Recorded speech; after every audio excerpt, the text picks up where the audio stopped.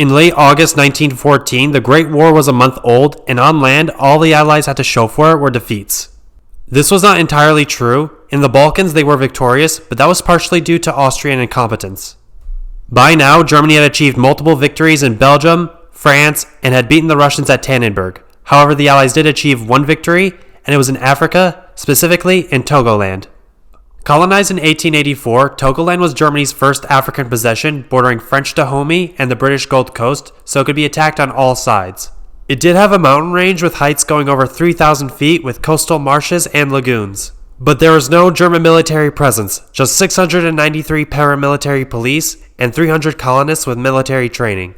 Shortly after Britain declared war on Germany, the Entente cut the undersea cables between Monrovia and Tenerife, so for the Germans, the Camina radio station was the only means of outside communication.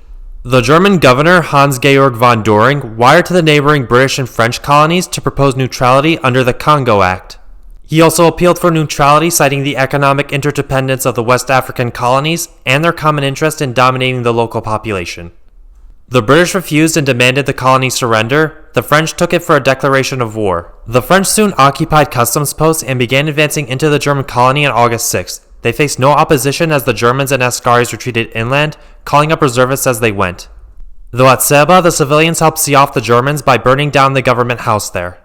The French hoped to get to the capital Lomé, but the British beat them to it. The British invasion began on August 7th, and after marching 80 kilometers in the exhausting heat, the British flag was raised on August 9th. This was also unopposed as the Germans fled towards Camina and had given the district officer permission to surrender the colony up to Cra, about 120 kilometers inland.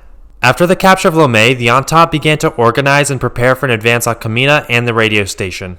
As preparations were underway, a German raiding party attacked and destroyed a railway bridge and a small wireless transmitter. The British commander dispatched troops to prevent more attacks and advanced deeper into the country. The advance was impeded because the harsh terrain forced them to stick to the railway and roads, which had fallen into disrepair. French and German forces first clashed at Bafilo in the northeastern part of the colony on the 13th of August. There, the French retreated after facing heavier resistance than expected. On the 15th, local civilians at Séville told the arriving British that the Germans came and shot up the railway station. That afternoon, the British advanced to a river where they met the Germans, who blew up the bridge and dug in on a ridge on the far side. With the help of a local guide, the British set up an ambush at Aigues-Bellevoie on the railway where they piled up stones and a heavy iron plate on the tracks. One German train was able to stop before hitting the obstacle and reverse before the Allies reached them. Still, the British were able to riddle the engine with bullets and set up another block.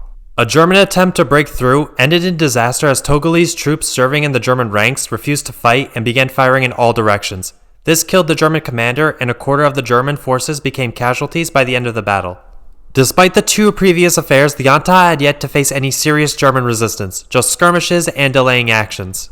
This changed at the Cra River. There, the Germans prepared to make their stand. Fighting happened on the 22nd with German machine gun and small arms fire repulsing Allied attacks. This is due to the fact that the Germans could easily be resupplied, and the dense bush made it difficult for the British and French to conduct operations. Despite their success, the Germans retreated because Entente forces were advancing elsewhere completely unchecked.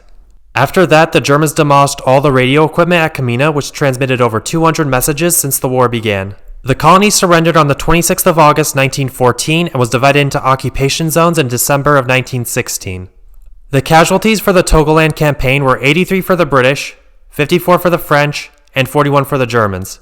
This does not include soldiers and carriers that deserted on both sides. One of those casualties was British Lieutenant George Thompson, who became the first British officer killed in the First World War. After the war, the former German colony was divided into British and French mandates, which would last for decades. Thank you for watching, and if you want to learn about another battle in Africa, check out my short video about the Battle of Adwa. Like, comment, and hit subscribe.